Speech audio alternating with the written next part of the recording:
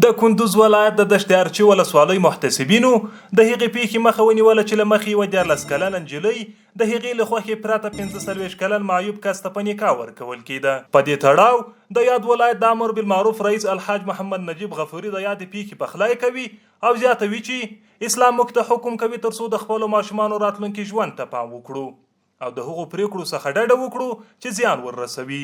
کندوز ولایت د دشت ارچي ولسوالۍ د امر بالمعروف نهي عن المنکر محتسبینو د یوې اجباري نکاح مخنیوی وکړ. په داسې حال کې چې د نوموړې ولسوالۍ په پل مومن کلي کې اوسېده. ده غوښتل چې خپله لور د 14 کلونو په عمر کې د پیسو په بدل کې اخیسته چې 45 کلونو په عمر کې ده او په دواړو پښو باندې معیوب هم ده په نکاح ورکړي. خو الحمدلله محتسبینو په وخت سره د دې کار مخنیوی وکړ.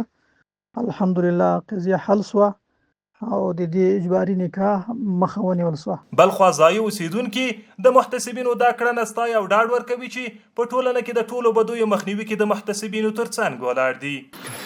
موږ د محتسبینو دا ډول کړنې ستایو او په دې برخه کې د محتسبینو پوره ملاتړ یو. هغه محتسبین او علما کرام چې په ټولنه کې د منکراتو د مخنیوي په برخه کې او د معروفاتو د اقامې په برخه کې کار کوي، دا د ټولنې د اصلاح او د ټولنې په پرمختګ کې ډېر رغنده رول لوبولی شي.